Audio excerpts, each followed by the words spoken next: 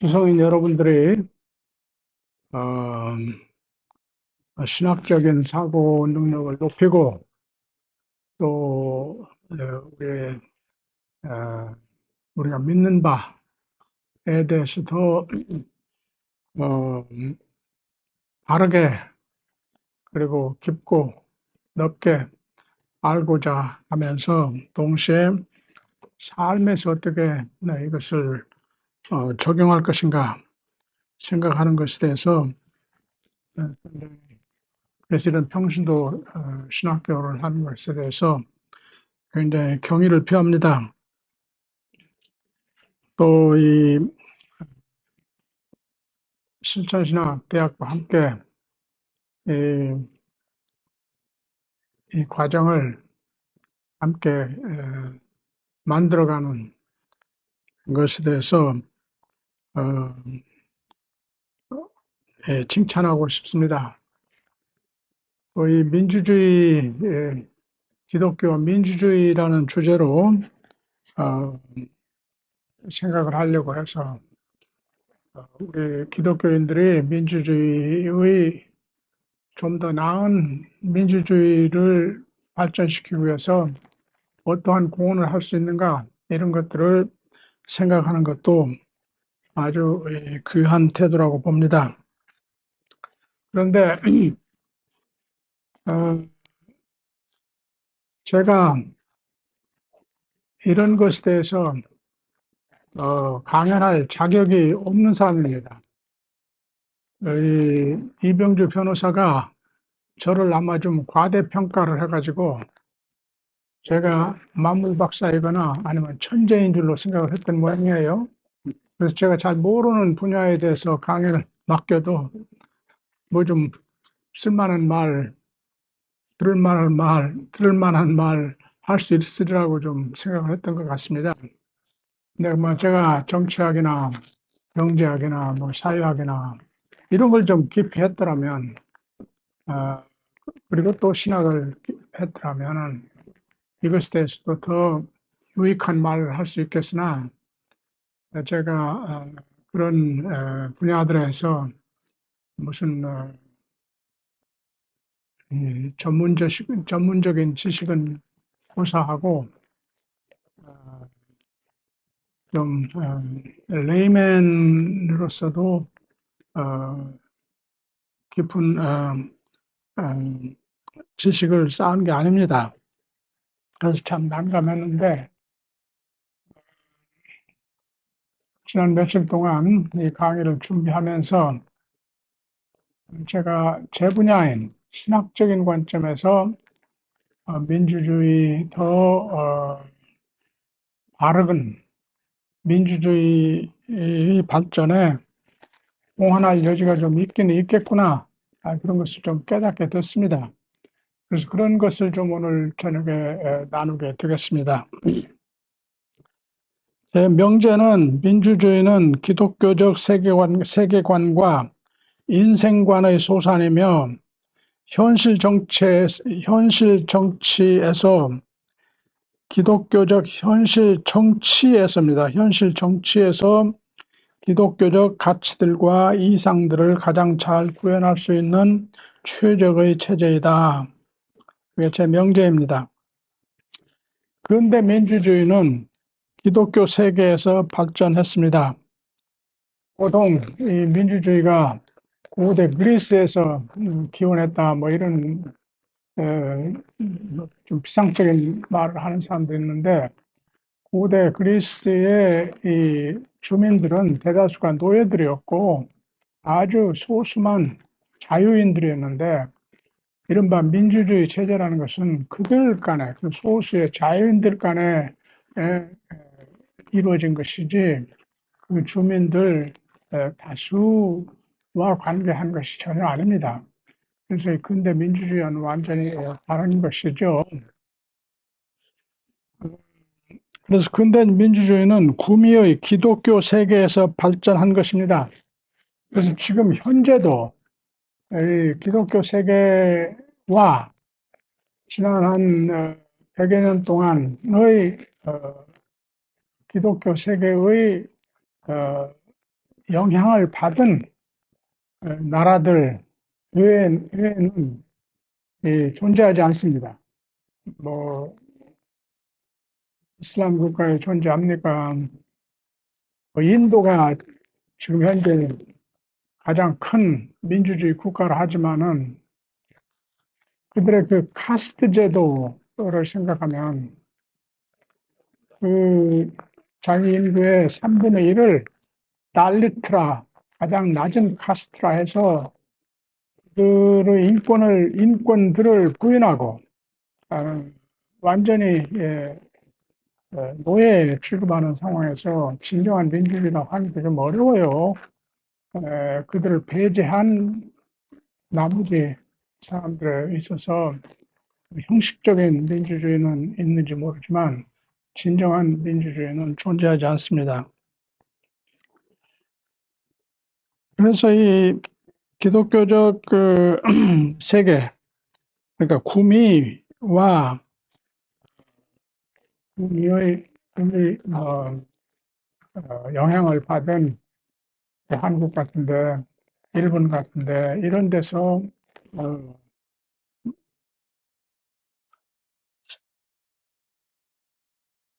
완전히는 아니지만 그래도 실행되는 그런 제도입니다. 그 이유는 민주주의는 근본적으로 성경적 창조 사상과 구원론에 의거한 인간 이해에 의거한 것이기 때문입니다. 이미 토마스 아퀴나스가 벌써 그걸 인권이라는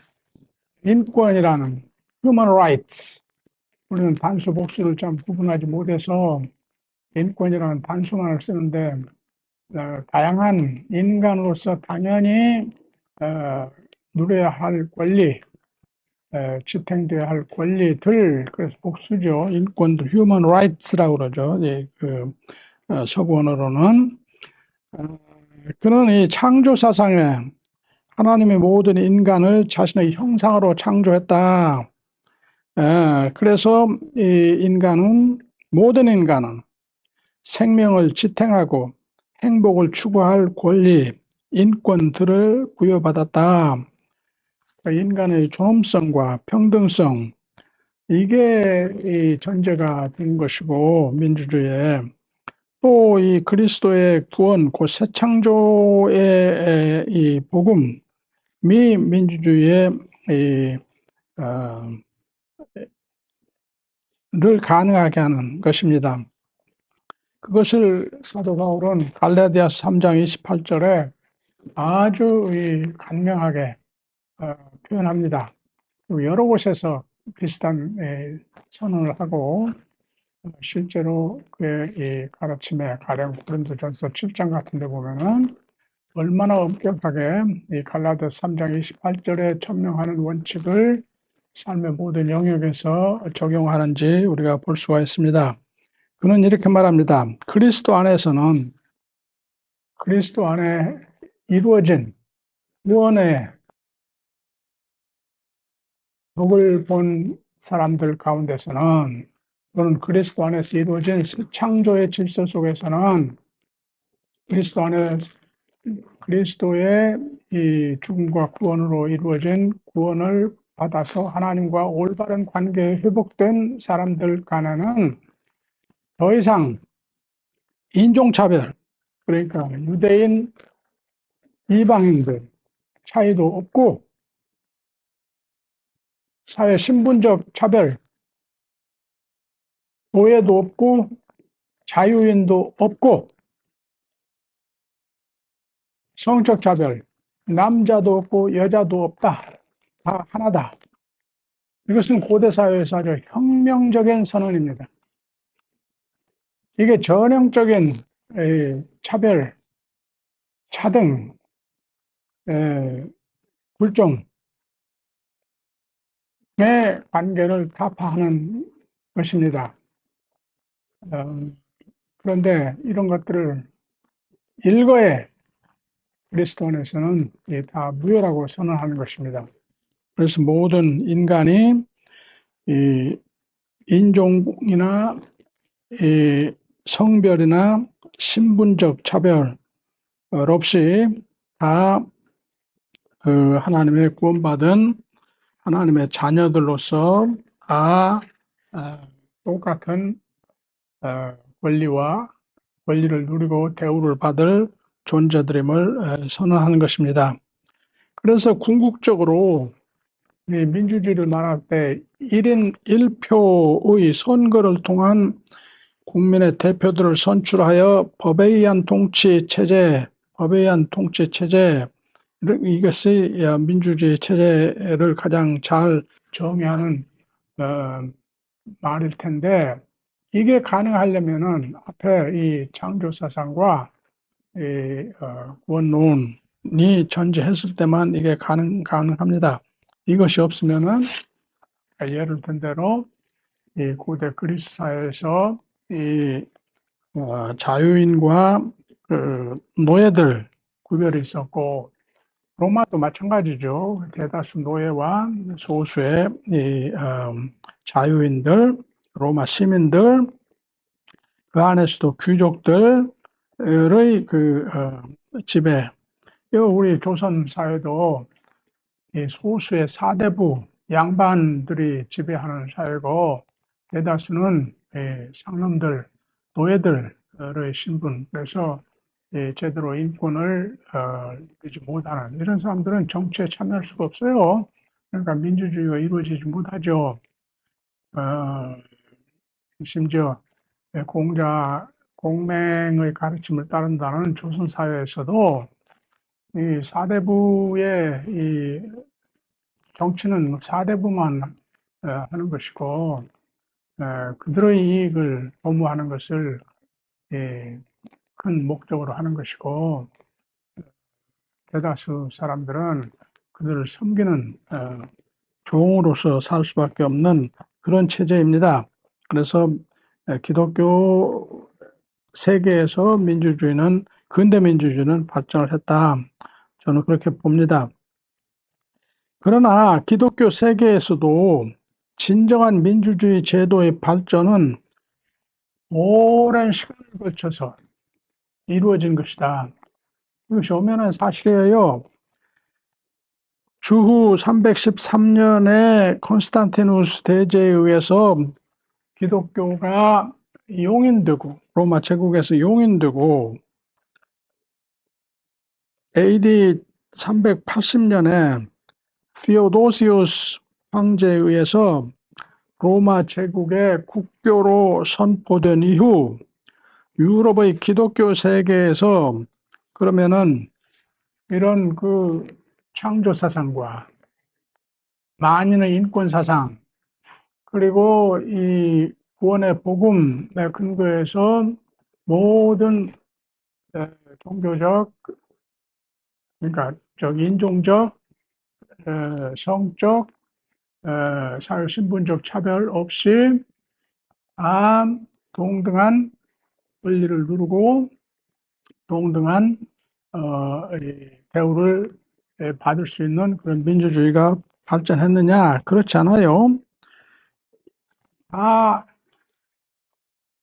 주 예수 그리스도를 믿는다는 이 나라들에서도 구약의 다윗 왕조 모델을 왕권 신수설을 주장하며 기독 왕조들의 전제 정치가 적어도 18세기까지, 계몽시대까지, 프랑스 대혁명 때까지 이루어졌던 거죠.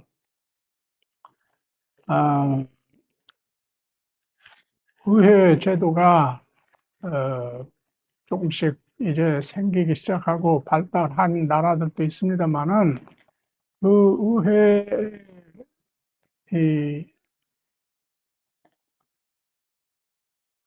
구성원들은 대개 귀족들이나 큰 자산가들이지, 일반 대중이 거기에 참여하고 함께 그 권리를 누리는 것이 아닙니다. 그러면서 이 계몽주의 사상, 계몽주의 시대를 지나면서 프랑스 대혁명과 미국의 독립을 거치며 17세기 말부터 공화정이나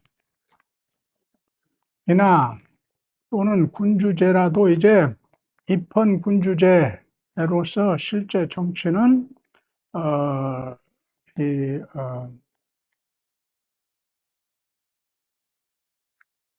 실제 그 말하기가 어려운데 실제 정치는 그러니까 왕족이 아닌 사람들이 수상이 되고 통치 행위를 했지만 처음에는 대개 그 사람들도 귀족 출신들이에요, 대개가. 에, 그래서 이렇게 그 의회 제도 등이 서로 조금씩 발달하지만 20세기 중반에 이르러서야 인종, 성별, 신분, 재산, 교육 수준 등에 따른 차별 없이 1인 1표의 보편적 투표권 제도가 완전히 시행됩니다. 여성들의 투표권을 언제예요? 구미에서, 영미에서 먼저 무슨 운동이 시작했어요? 여성도 투표권을 달라 하는 운동을 서프라제트라고 그러죠. 서프라제트. 투표권 쟁취 운동 여성들의 20세기 초에 일어났어요. 19세기 말 20세기 초에. 그래서 여성들이 비로소 그때부터 투표권을 갖게 된 거예요. 그 전에는 19세기까지만 해도 이 영국에서도 이 사회 신분에 따라서 재산의 규모에 따라서 교육 수준에 따라서 처음에는 대학 나온 사람들만 투표하는 뭐 이런 제도였어요. 예, 그러다가 이 만인 투표, 보편적 투표, 1인 1표 보편적 투표 제도는 20세기 초에 좀 좀 뒤늦은 곳에서는 20세기 중반에야 비로소 시행이 된 것입니다. 이와 같이 성경의 가르침이 민주제도를 뒷받침할 뿐만 아니라 사실은 요구하는 이 성경의 이 창조론, 그 다음에 이 구원론이 있음에도 불구하고 그것이 이러이러한 정치적 함축음이, 이러이러한 정치 제도, 이러이러한 정치 행위를 요구한다는 그런 함축음이를 충분히 깨닫고 실천하는 데는 1000년, 1500년, 2000년이 걸린 거예요. 그런데 19세기부터 이 기독교 민주주의 운동이 일어납니다. 유럽에서. 이 크리스천 데모크라시 무브먼트죠. 그래서 크리스천 데모크라틱 파티들이 유럽의 나라들에 많이 생깁니다. 처음에는 이 카톨릭 사회 윤리를 정치의 영역에서, 경제의 영역에서, 문화의 영역에서 실현해 보려는 운동으로 일부 바티칸의 가르침과 지원을 받으면서 이 카톨릭 국가들에서 이 운동이 발생을 합니다. 19세기 말에는 이 화란에서 한국에서도 꽤 많이 알려진 아브라함 카이퍼와 그의 제자들이 주창하여 칼빈주의 세계관을 반영한 정당을 만들기 운동도 생겼습니다. 소위 뭐죠? 스피어 서버렌티라는 그런 구호로 알려진 것인데, 그래서 이 개신교의 크리스천 데모크라시 운동도 발전을 합니다. 그런데 이 운동들의 성격에 대해서 제가 위키피디아를 보니까 거기에 이렇게 설명이 되어 있어요. 좀 보시면 그래서 내가 조금 약간 여기저기 줄이면서 원문을 그대로 제가 여기 지금 강의노트에 실었습니다. 19세기에 그러니까 이 산업혁명이 일어나서 당시 경제 체제는 이제 자유방림 체제로서 기업가들이 공장을 짓고 큰 돈을 버는 부를 크게 축적하는 상황 속에서 원래 저기 농촌에 땅에 묶여 있던 사람들이 대거 이 공장지대 대도시로 이주해서 이제 이 날품팔이 노동자들이 되는 그런 상황입니다. 그래서 그때의 가장 큰 문제가 사회 문제가 자본주의와 노동자 계층 간의 컨플릭트를 어떻게 리솔브 하느냐. 그리고 노동자들의 삶이 엄청나게 어려웠다고요. 그래서 그게 이 기독교적 관점에서 봤을 때 어떻게 이걸 해소를 해야 되느냐, 이런 것들이 큰 관심거리여서 아마 웨슬리도 원래 그 부흥운동을 한광이나 이 공장지대 이런 데서 시작을 했잖아요.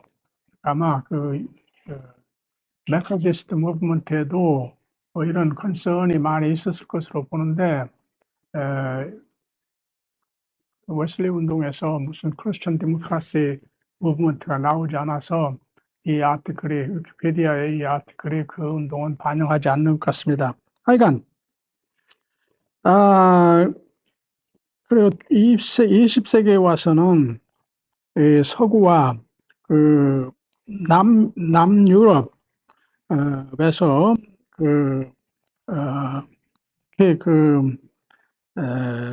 이 복지국가 건설을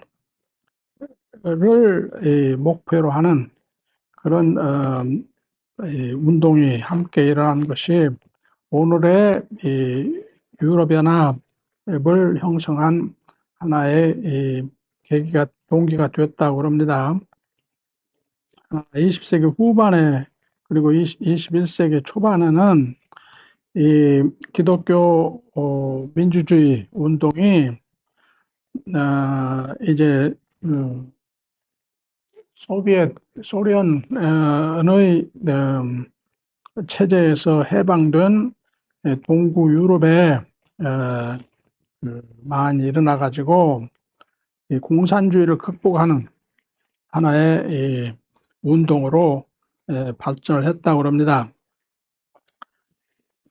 그러면 이 크리스천 데모크라시 무브먼트들의 그러니까 복수를 쓸 수밖에 없는데 나라마다 조금씩 다르기 때문에 이 무브먼트가 지향했던 그 정책들을 좀 구체적으로 보면은 그들은 이 19세기의 자유방림적 경제 체제를 거부하고 그것과 함께 가는 그 개인주의를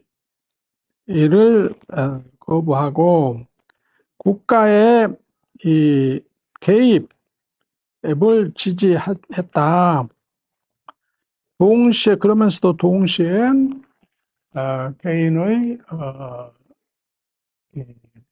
재산의 소유권은 또 적극적으로 지켰다.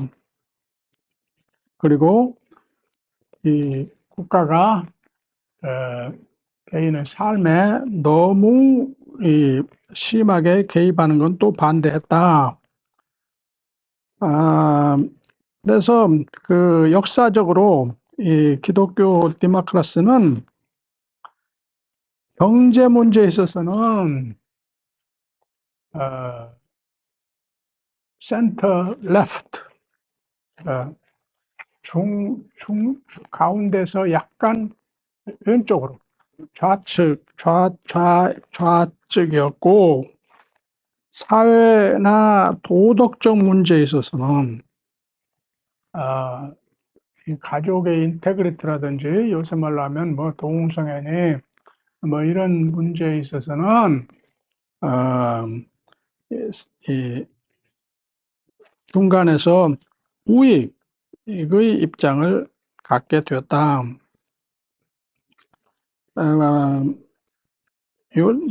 최근에는 이 기독 민주주의 운동이 약간 중간에서 우측으로 좀 이동을 했다. 그래서 이 소셜 마켓, 그러니까 마켓 이코노미, 그러니까 시장 경제, 시장의 이 자율적인 운영에 맡기지만, 그래도 동시에 이 효과적인 사회 보장 제도를 확대함으로써 시장 경제이지만 사회 전체의 균형 있고 공정한 부의 재분배 그리고 혜택을 국가가 조정하는 그런 이코노미, 그래서 소셜 마켓 이코노미. 제가 도로를 살면서 제일 자주 듣는 정치가들이 선거 때마다 그들도 온갖 유세하고 다니죠. 근데 제일 많이 듣는 구호가 하나가 이겁니다. 소셜 마켓 비르스샤프트. 영어로 말하면 소셜 마켓 이코노미. 마켓 이코노미가 좀 크게 말하면 이 자본주의적 이 이코노미, 시장 경제적 이코노미, 다른 말로 하면. 근데 그게 사회 전체의 이 안전과 보호를, 그리고 이 웰페어를, 복지를 염두에 둔 자본주의, 그런 이코노미를 우리가 추구한다. 그게 독일의 CDU라고 그러죠. 독일말로 CDU, 크리스천 데모크라틱 유니온, 크리스틀리게 데모크라티시 유니온, 그 파티의 슬로건입니다. 그렇게 해왔어요, 독일에.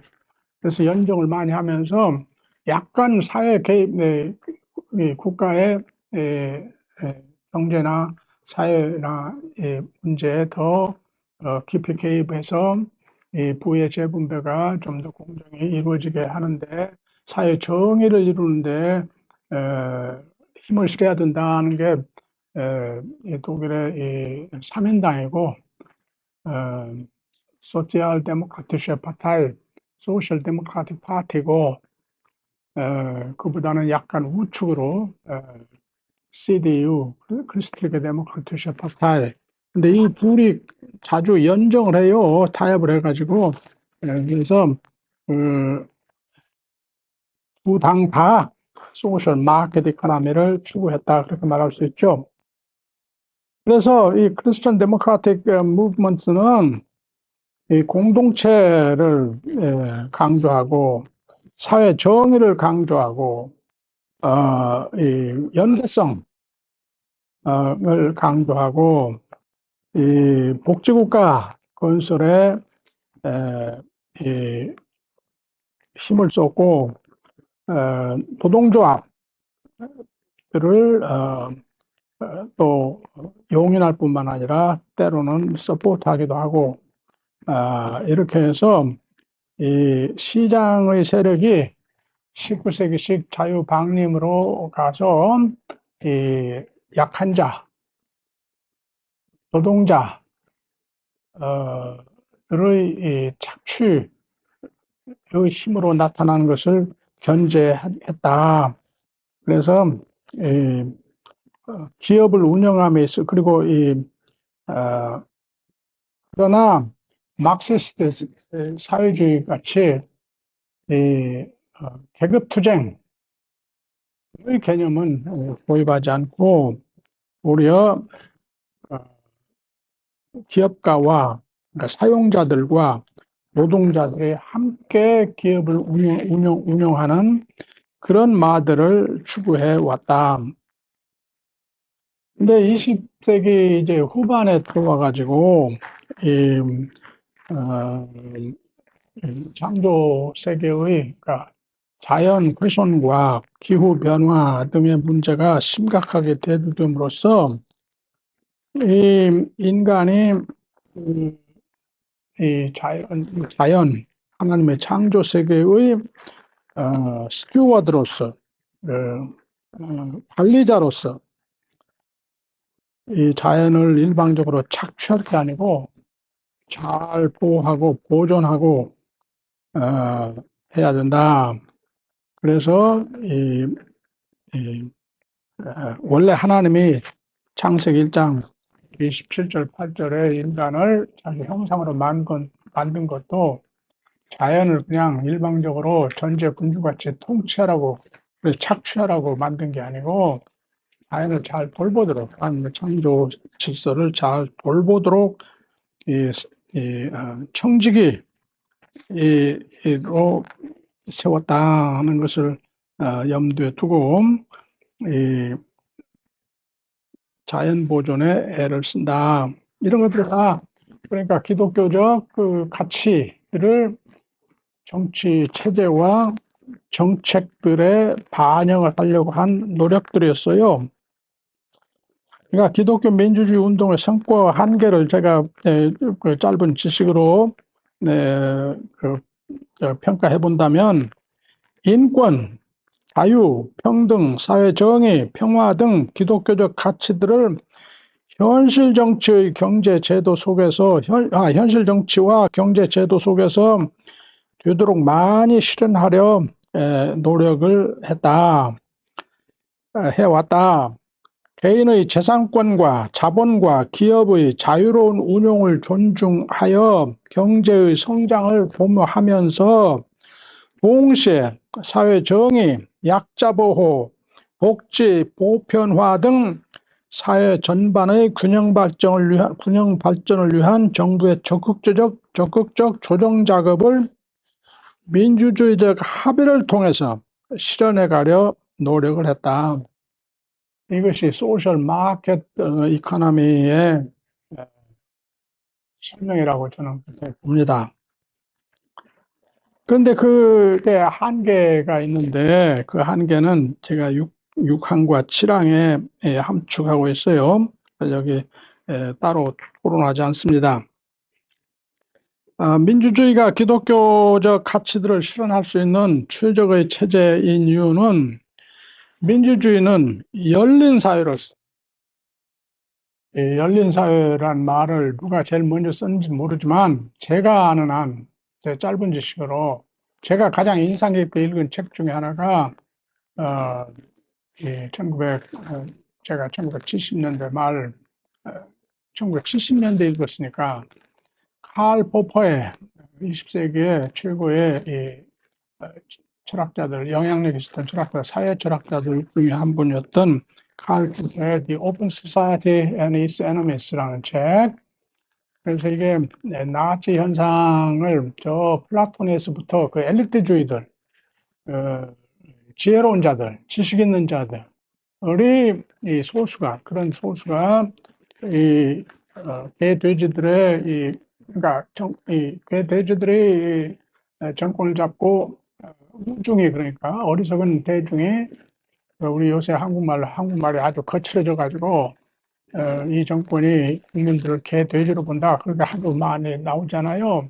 우중이 그러니까 그 이그노런트 크라우드가 이 1인 1표의 권리를 가지면은 이 정치가 어리석은 자들이 지배를 하게 되면 어리석게 된다. 그러니까 누가 현자가 지식 있는 자가 교육받은 자가 엘리트가 지배계급을 이루고 통치를 해야 된다. 그게 플라톤의 서부터 이 갈포파는 플라톤으로까지 소급해 가요. 그게 이제 19세기 말에 니체를 통해서 극단에 이르렀고 그 사상을 받아서 어, 히틀러가 결국 19세기 말에 요새 보면은 완전히 엉터리 같은 우생학, 유전학, 우생학 이런 것을 근거해서 아리안족이 온 세계를 지배해야지 그들이 저 슬라브족을 비하해서 놈들은 셋 더하기 넷은 몇인가 셀 줄도 모르는 자들 그런 자들이 함께 나라를 경영하고 세상을 경영하면 안 된다. 이 아리안족, 게르만족의 온 세상을 지배하고 질서를 지배해야 된다. 이런 네, 철학, 정치 철학을 실천 옮겨가지고 2차 대전에 대재앙이 일어났으니까 거기에 반해서 영국같이 민주주의가 발달한 데는 이렇게 1인 1표제의 그런 모든 모든 시민들이 아, 다양한 종교와 세계관과 인생관과 가치관을 가진 한 국가의 시민들이 동등한 자격으로 참여하여 자유로운 토론을 통해 상이한 관점들과 이해관계를 절충하고 합의로 만든 법률에 따라 합의된 정책을 집행하는 체제. 이 토론이 가능한 모든 구성원들이 토론하고 동등한 자격으로 토론하고 합의를 도출해가는 이게 열린 사회예요. 누구나 참여해서 자기 의견을 개진할 수 있고 자기 그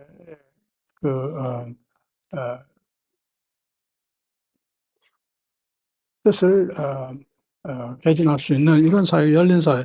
이런 사회야 우리 기독교인들도 우리 기독교적 가치관들, 하나님 나라의 가치들을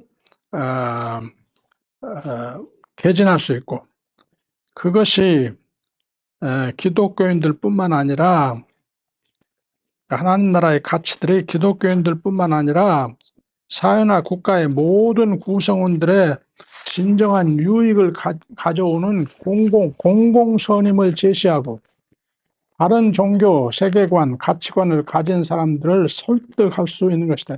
그것이 보장되는 체제가 민주주의 체제, 이 오픈 소사이어티, 열린 사회, 모든 형태의 그런데 가끔씩 기독교인들이 아주 특히 여기 열혈당식 기독교인들이 어떤 템테이션을 갖냐면 그냥 이 기독교 국가로 선포를 하고 기독교만 유일 종교로 하고 기독교적 삶의 가치관, 삶의 방식만 따르도록 하면은 지상 천국에 이루어지지 않을까 그런 아주 비상적인 생각을 하는데 기독교 독재 체제도 기독교적 편파적 자기 주장으로 상대방을 불종시키는 태도로서 사랑의 섬김을 제자도의 근본으로 가르치는 성경에 어긋나요. 모든 독재는 다 그래.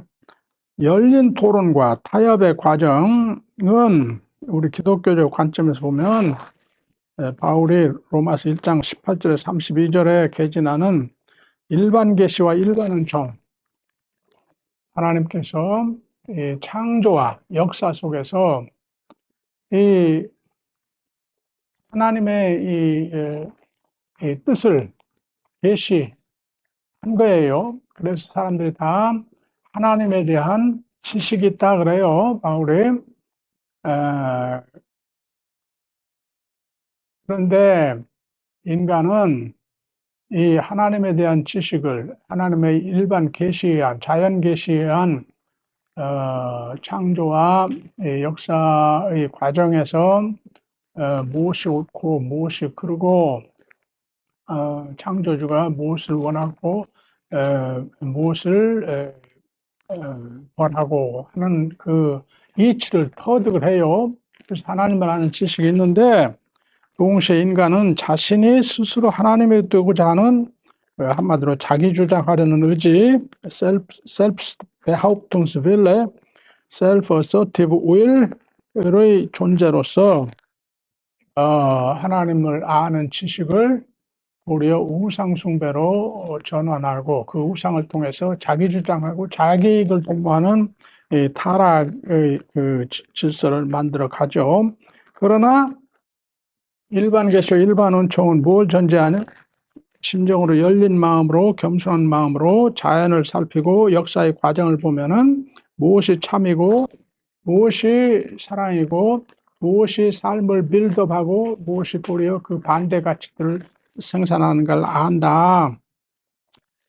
그런 관점에 근거해서 그 바울이 빌립보서 4장 8절에서 이런 말을 하는 거예요. 거기 바울이 거기 그 문맥에서 상당히 묘한 말을 합니다. 거기 지금 우리 번역으로 보면요.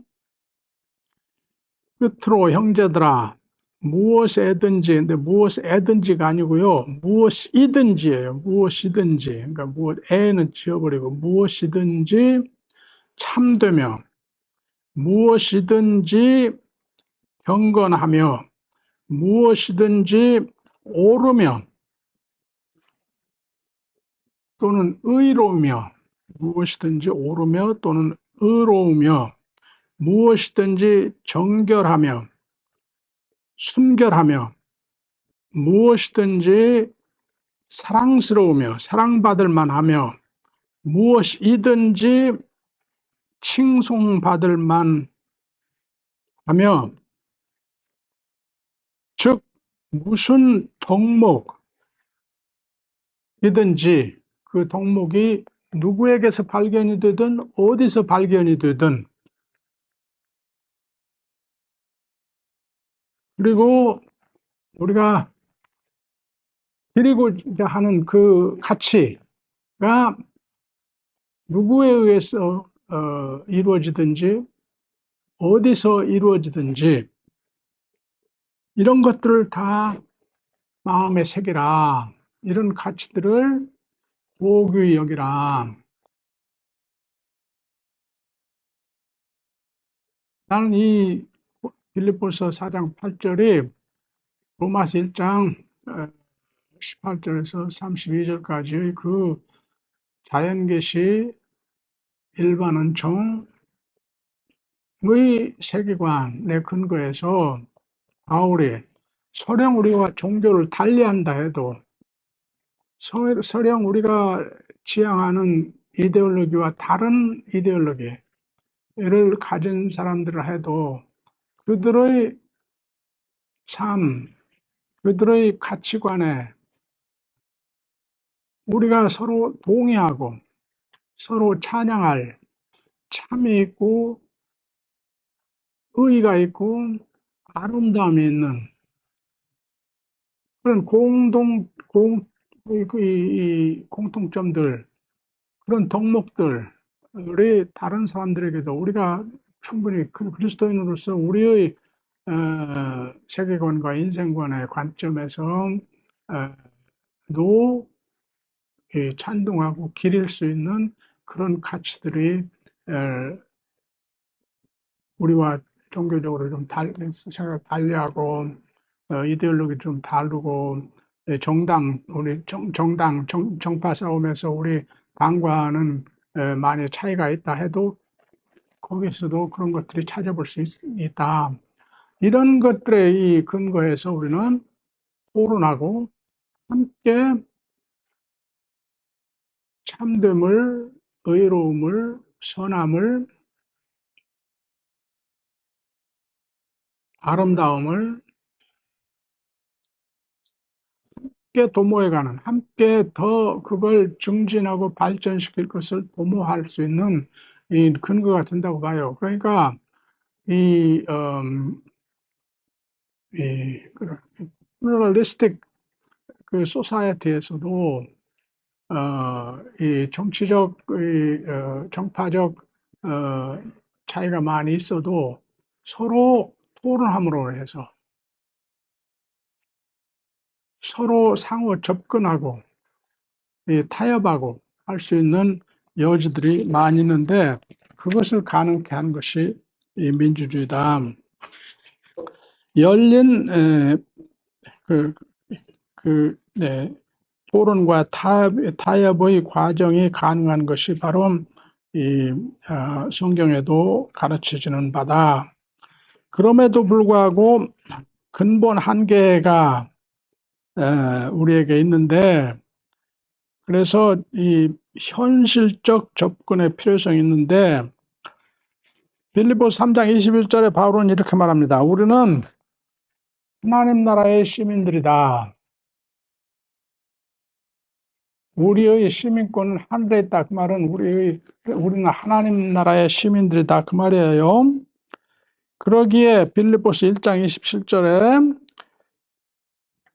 그리스도의 복음이 하나님 나라의 복음에 합당하게 정치하라. 문자적으로 번역하면 여기 정치하라는 말은 공동체의 삶을 꾸려가라. 그런 말입니다. 그러니까 하나님 나라의 시민들이니까 이 세상의 시민들의 가치관들과 행동 양식에 따라 공동체의 삶을 꾸려가지 말고 하나님 나라의 하나님의 통치를 받는 백성들의 그 가치관과 이 행태로 우리의 공동체의적 삶을 꾸려가라. 이 본문은 1차적으로 빌립보 교회 내에 이 공동 생활에서 그렇게 하라 그런 말이에요. 곧 2장부터 지금 이 순두계와 누구죠?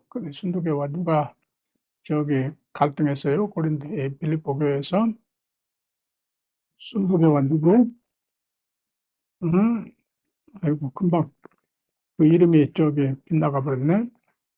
왜 4장 1절에 가면 뭐라 그럽니까? 바울이 내가 순두계를 권한다. 유오디아라는 두 아주 열렬한 교회에 큰 공헌을 하는 여성 지도자들인 것 같아요. 이 사람들이 서로 의견을 달리해가지고 이 사람들을 중심으로 이 교회가 좀 갈등하고 갈라진 거예요. 분개하는 거예요. 그래서 이 말을 하고 2장 1절부터 서로 한 마음이 들어.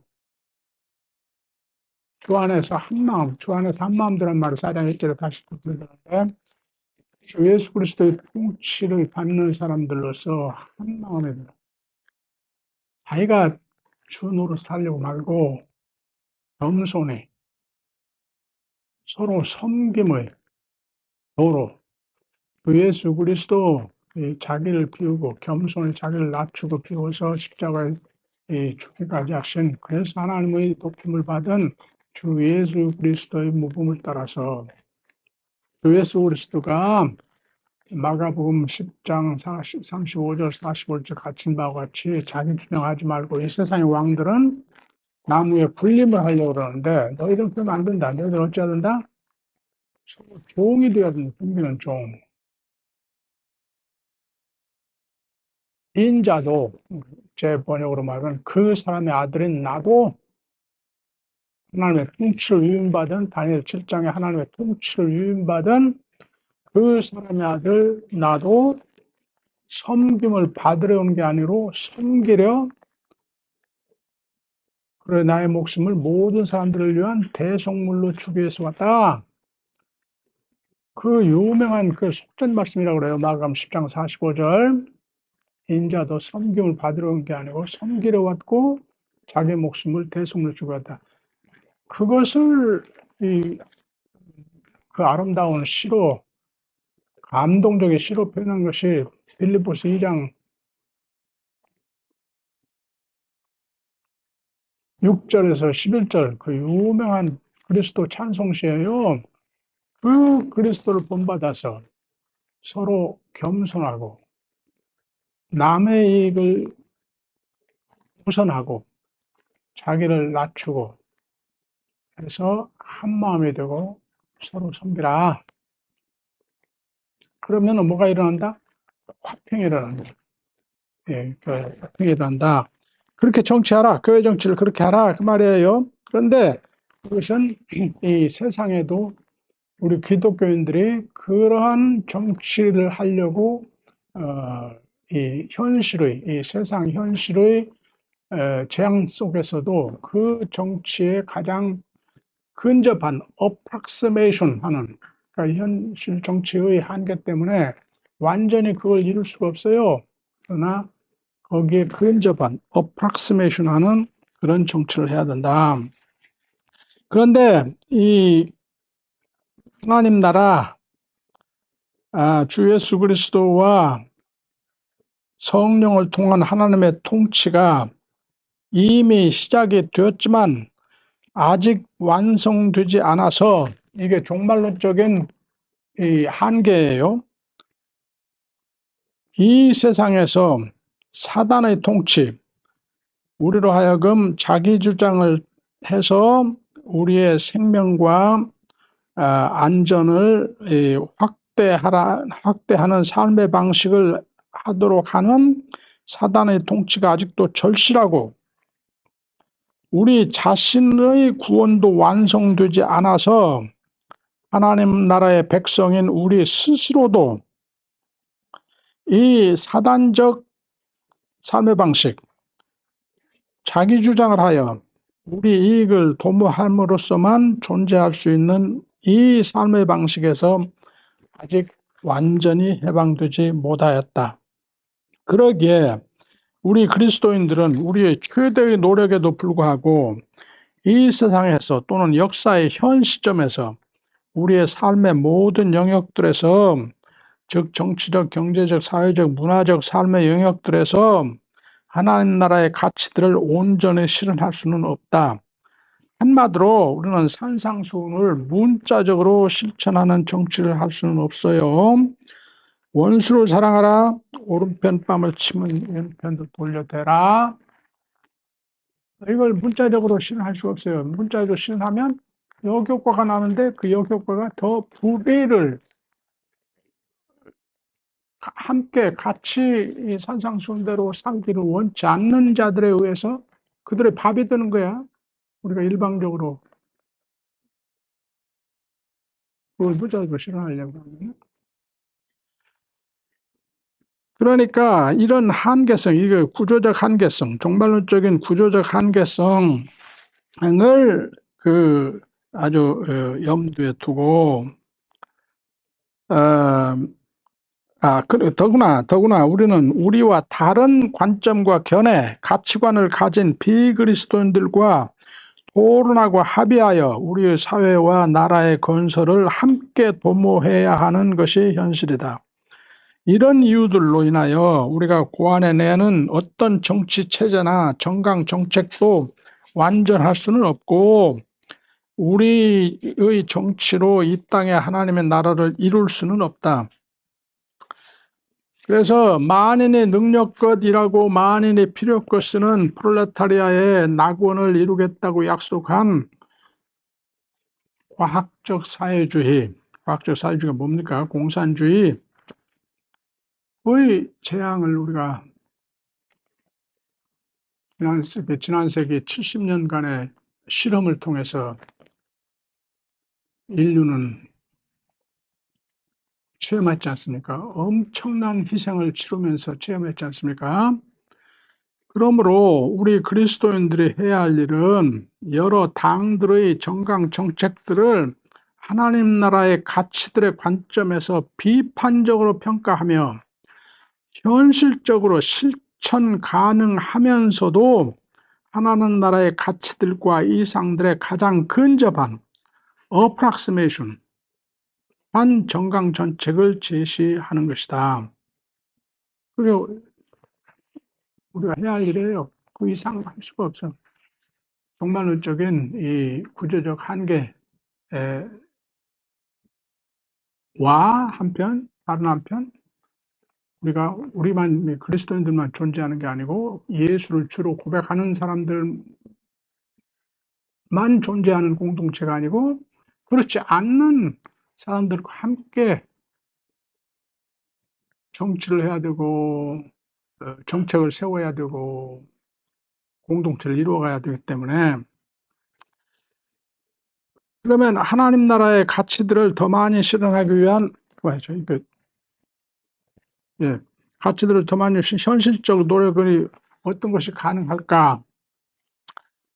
저는 하나의 성경학도로서 성경을 더 연구하여 하나님의 통치를 받는 사람들이 추구해야 할 가치들과 행태에 대한 성경의 가르침들을 더 넓고 깊이 연구하여 새로운 깨달음을 얻어 지금까지 기독교적 민주주의, 그러니까 크리스천 데모크라틱 무브먼트가 시도했던 것들보다 좀 더 효과적인 기독교적 민주주의를 구해낼 수 있지 않을까. 그러니까 19세기, 20세기의 이 크리스천 무브먼트는 그때까지 이 자기들이 이 깨달은 성경적 가르침들, 그리고 그때까지 자기들이 갖게 된 신학적 사고 능력에 의해서 기독교적 가치들을 실현하려고 했거든요.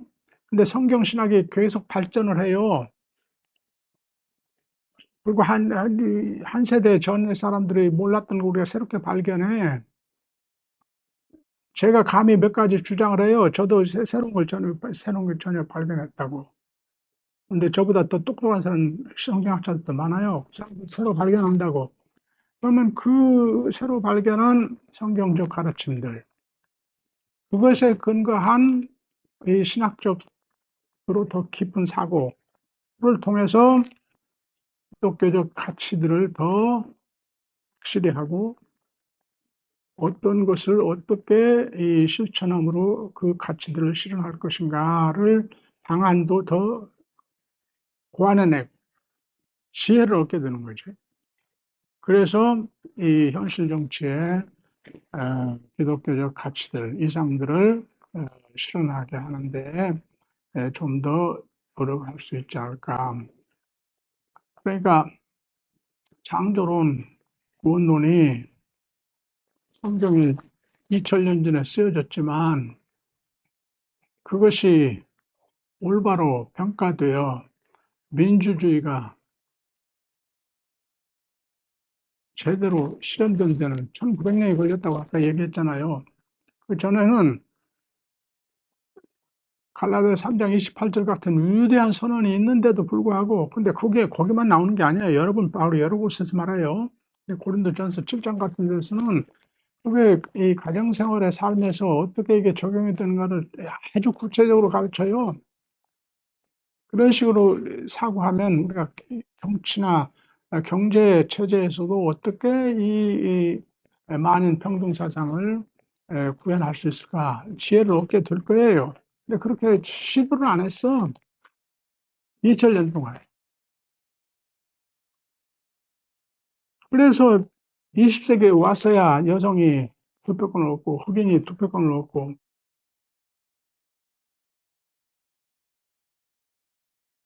망한 자들이 교육 못 받은 자들도 투표권을 얻고 그런 거예요.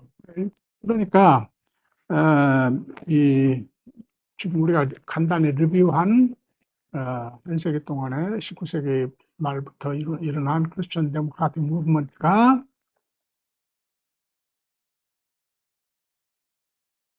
어떤 성과를 이루었나. 그때는 그들의 당시까지의 성경 이해와 성경의 가르침에 대한 이해와 신학적 사고의 근거에서 그만큼 했거든요. 우리가 더 발전된 성경적 가르침에 대한 이해와 신학적 사고 능력에 따라 더 현명한 기독교 가치들의 현실적 반영, 정치, 경제, 사회, 문화 영역에서 현실적 반영을 고안해낼 수 있지 않을까. 이게 제 가설이에요. 한 열흘 전에 저의 제자이며 친구인 민종기 목사로부터 그가 번역한 이 리차드 보컴의 이 책을 받았어요. The Bible in Politics, 성경과 정치, 일종의 제목을 붙여서 성경과 정치, 정치적 안목으로 성경 읽기 대장간 2024년 5월에 출간해요. 얼마 전에 출간했는데 민정기 목사를 우연히 만났는데 나한테 이걸 하나 선물하더라고요. 그래서 제가 굉장히 지금 다른 일로 제 책 한 권을 리바이스하는 상황에서 독일에서 나온 2016년에 나온 제 책을 리바이스하는 상황이어서 굉장히 바쁜데 아까 얘기한 대로 이병주 변호사가 제가 별로 자격이 안 되는데 나한테 이 과제를 주어가지고 과제를 생각하다가 보니까 이게 좀 무슨 도움이 될까 해가지고 열심히 읽어봤어요. 리처드 보우캄은 이 친구는 왜 보쿰이라고 했는지 보쿰이라고 보우캄은 지금 세계 신약학계에서 가장 영향력 있는 학자들 중에 한 분이에요. 하나예요. 뭐 나이도 나고 갖고 좀 잘 아는 친구예요.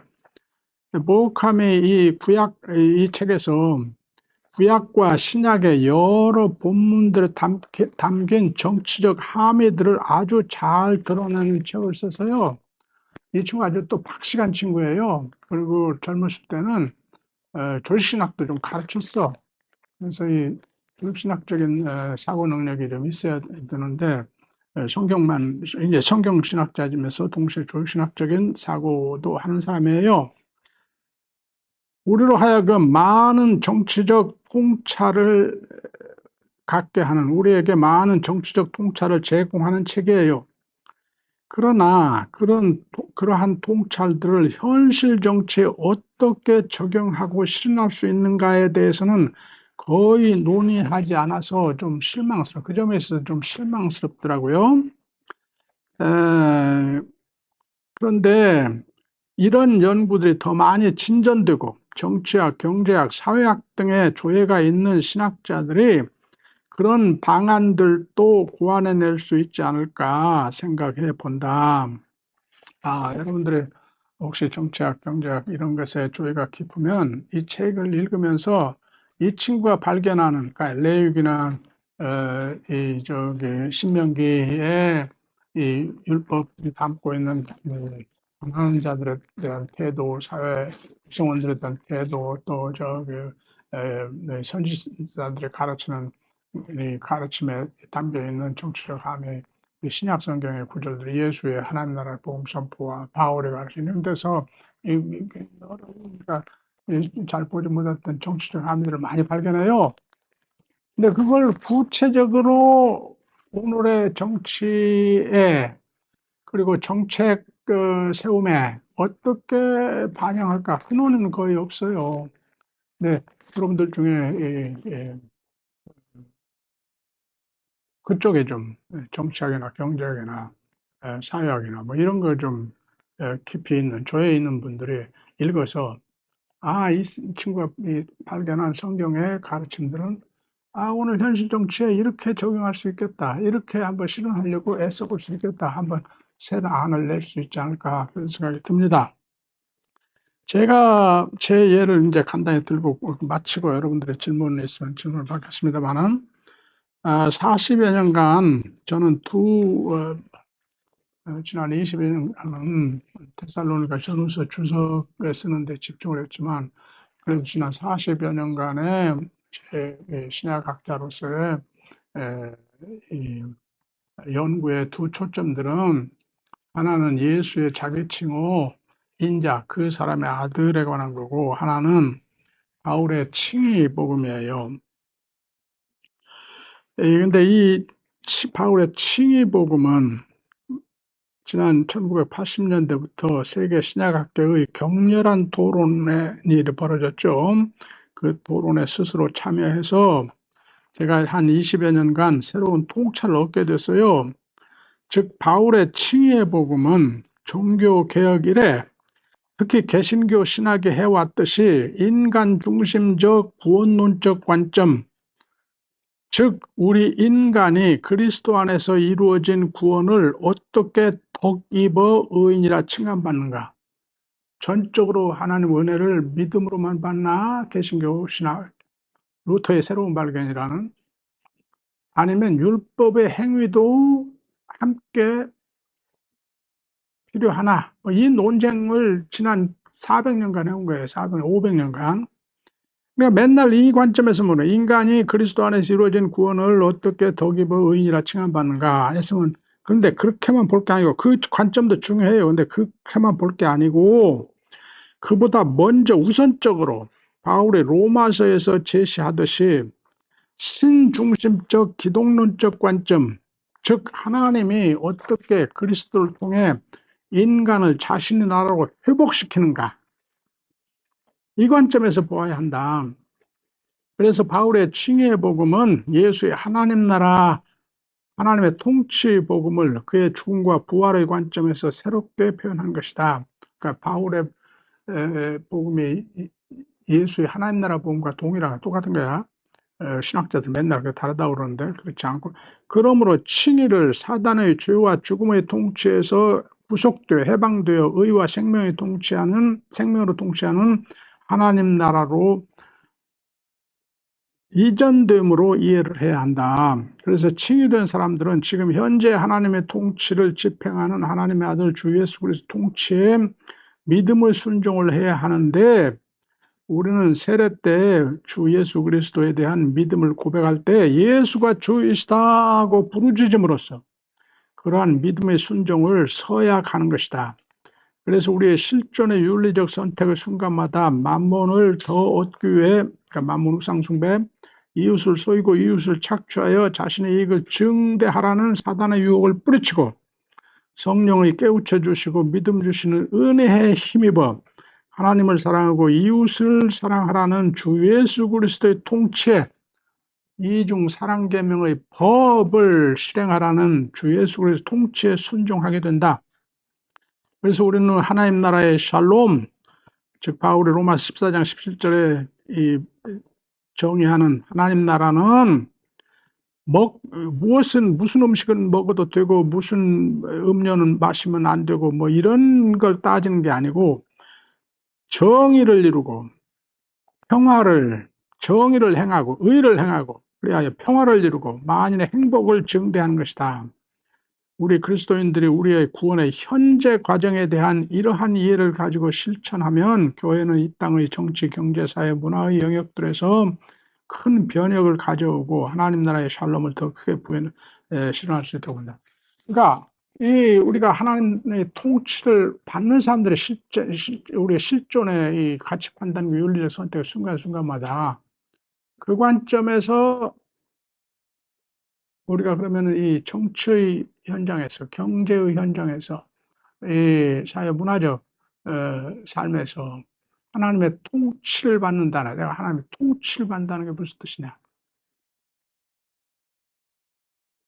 그렇게 생각을 하면은 우리가 단순히 아주 단순화해서 이 자본가들의 19세기 자유방림 체제에서 자본가들의 이 독점을 깨고 노동자들의 복지 향상, 이 19세기의 산업혁명과 자유방림 정치 상황 속에서는, 경제 상황 속에서는 그게 굉장히 절실한 하나님 나라의 가치 실현이었고, 이 땅의 정치적 현실로 하나님의 구원의 현재화가 이루어진 거예요.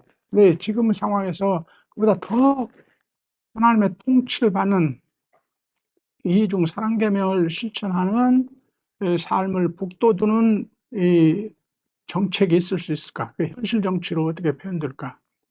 이 법제화에 어떻게 그걸 반영할 수 있을까? 그렇게 해서 공동선을 추구하는 것이 정의로운 것이고, 갈등을 극복하고 평화를 이루는 것이고, 만인의 행복을 잇는 것이다. 이런 걸 한번 깊이 생각하면, 이 통치의 개념을 중시하면, 마지막으로 제가 또 제 첫 책, 바울복음의 기원에서부터 바울의 소명에 대한 놀라운 가르침을 중시했는데, 이 막스 베버는 그의 그 책 이름이 정확히 뭡니까? 에, 개신교 프로테스탄티즘과 자본주의 뭐 이런 그런 책이죠. 거기서 이 개신교 특히 이 개혁주의자들 칼빈파 애들의 이 소명 사상에 굉장히 중시했어요. 이건 루터가 먼저 좀 발견했지. 근데 그걸 훨씬 더 칼빈이 발전시켰지. 중세까지는 이 하나님의 소명은 이 여기 사제들에게만 임한다고 봤어요.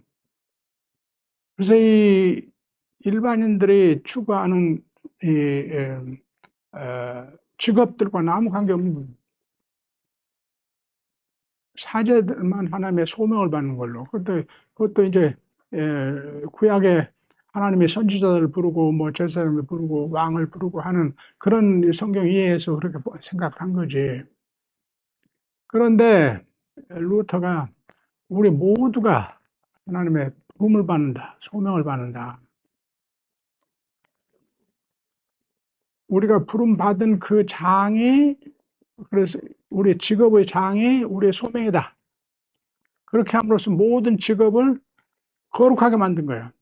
하나님의 부름으로써 하나님을 섬기는 장으로 만든 거예요. 그래서 모든 직업이 거룩하고 하나님을 섬기는 장이고 수단이고, 그러니까 직업이 갑자기 신학적 의미를 갖게 된 거예요. 그러니까 그 직업을 성실히 해야지. 그게 하나님 섬기는 방도지. 그게 자본주의 정신을 일으키고, 그게 이 엔터프라이즈 정신을 일으키고, 이 경제적, 사회적, 정치적 대변혁을 이뤘단 말이에요. 근데 제가 더 중시하는 것은 사도 바울의 이 고린도전서 12장 같은 곳에서 설명하는, 또 로마서 12장 같은 데 설명하는 이 소명 사상은 궁극적으로는 우리가 각각 이 개별적인 독특한 소명을 받아요. 근데 그 소명에 합당한 은사를 받아. 그래서 그 은사를 행사해서 항상 우리의 활동의 대상, 그래서 직업이면 직업의 대상을 섬기라는 거야. 아이고,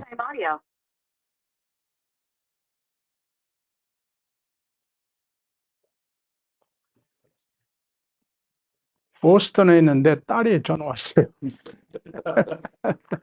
이 녀석이, 그, 저기, 근데 길게 설명하는데, 저기, 아우 브로그맨 기운이라는 내 책을 자세히 썼고, 그, 여기 한권 가지고 왔는데, 제 책, 어, 칭의와 하나님 나라라는 독일에서 출판된 책에 자세히 썼으니까, 근데 이게 한국말로 번역이 됐으니까 구원 다 하는 거니까 자세한 거 지금 시간이 없으니까.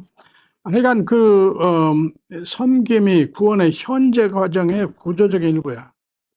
우리가 우리의 하나님으로 특별히 받은 소명, 목사로서, 선생으로서, 의사로서, 예술가로서, 정치가로서,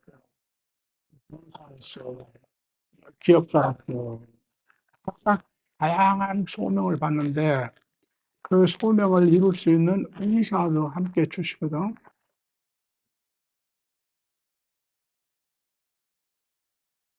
이 은사를 잘 활용을 해서 우리 소명을 이루는 것은 항상 우리의 그 직업 활동의 대상이 되는, 그러니까 기업가는 고객들에게, 정치가는 자기에게 이 통치의 권세를 위임한 국민들에게, 시민들에게, 선생은 학생들에게, 목사는 회중에게, 빚진 자의 심정으로, 이게 빚진 자는 말이 거기서 나와요. 내가 헬라인이나 야만이나 모든 어, 뭐죠? 이방인들에게 빚진 자라. 그 말은 내가 나의 구원의 빚은 됐다 그 말이야. 그들을 이렇게 복음을 선포해서 그들이 구원을 받도록 하기 위해서 하나님 나라를 부르신 거야. 그래서 바울은 자기 사도직을 볼 때 물론 하나님께 빚진 자죠, 처음으로는. 그러나 2차적으로 그 자기 사도직의 대상인 이 누구 이방인들에게 그들 덕분에 내가 구원받은 거예요. 내가 그러니까 그들을 복음으로 섬겨야 되는 의무가 있어, 의무가. 이러한 소명사상 길게 있으면 이제 생략하겠어요.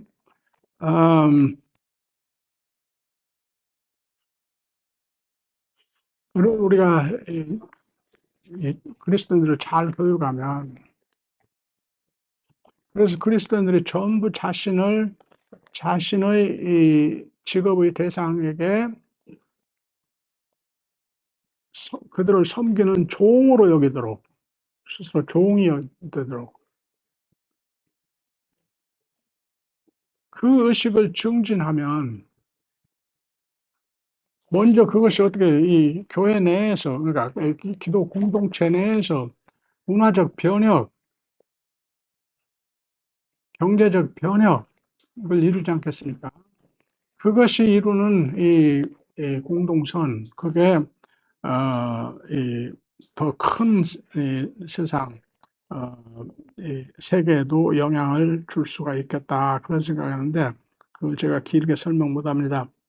하여간, 그것과 연관된 것이, 이, 어, 유대 사회나 헬라 세계에서는 이 권위자, 통치자들에 대한 칭호들이 있었어요. 헬라 말로는 텔로스, 무슨, 무슨, 그러니까 우리말로만 무슨 관, 이런 칭호들이. 그런데 우리 신약에는 그런 헬라 말이나 히브리 말 의 고관들을 지칭하는 칭호들을 그리스도인들 교회의 지도자나 그리스도인들에게는 일치 안 써요. 그리스도인들을 지도자는 사도든지 뭐 선지자든지 선생이든지 뭐든지 다 함께 한 타이틀이야. 두 타이틀이야.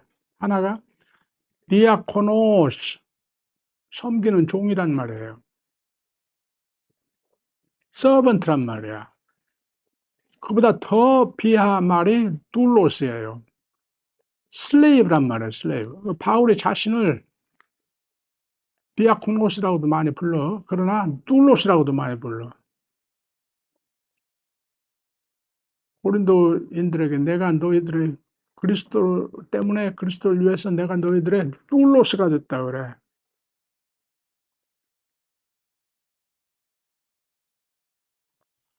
이것을 그것의 그 정치적인 이 기독교 세계에서 이 근대에 와가지고 이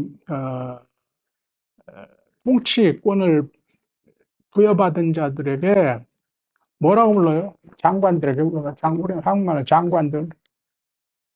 영어권에서는 뭐라고 그래요? 미니스터라고 그런다고.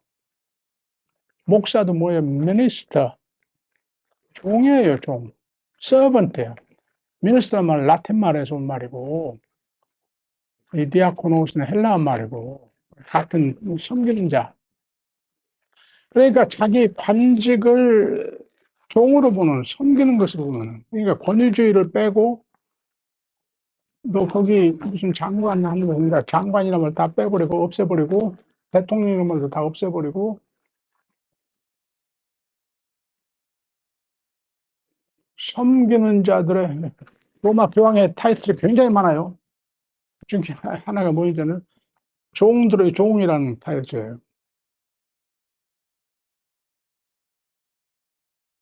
대통령도 종들의 종이라고 하면 아마 권위주의적인 독재자가 나오지 않겠지. 그러니까 이런 문화를 자꾸 이런 문화, 그러니까 이 소명사상과 그것과 연결되는 이 칭호의 변혁, 이런 것도 정치적으로 큰 영향을 발휘할 수 있겠다. 하나님 나라의 가치들의 실현에 큰 도움이 될 것이다. 그래서 토마스 홉스 이야기 가끔 듣죠, 여러분들의 이 자연의 상태에서는, 우리 내 언어로 말하면 이 사단의 나라에서는 만인이 만인에 대항해서 자기 주장하는 것을 원칙으로, 삶의 원칙으로 삼는 사단의 나라에서는 만인이 만인에게 늑대가 되는 거예요. 그런데 하나님 나라에서는 만인이 만인에게 종노릇하는, 이것을 어떻게 현실 정치에서 이 칭호의 변경으로 이 관직이나 직업에 대한 우리의 태도의 변화로 어떻게 이 현실 정치에 반영시킬 수 있는가, 이런 것도 한번 생각해 봄직하다, 그렇게 생각합니다. 네, 네. 여러분들 보시다시피 제가 전문가가 아닌 사람으로서 좀 아마추어식으로 생각을 많이 몇 개 던졌습니다. 혹시 몇 가지 라도 도움이 됐으면 좋겠습니다만은, 앞으로 여러분들 계속해서 이 토론을 해 가실 텐데, 이런 책들도 읽고, 그래서 통찰도 얻고, 이러면서 제가 던진 질문들에 대한 답도 찾아가기를 바랍니다.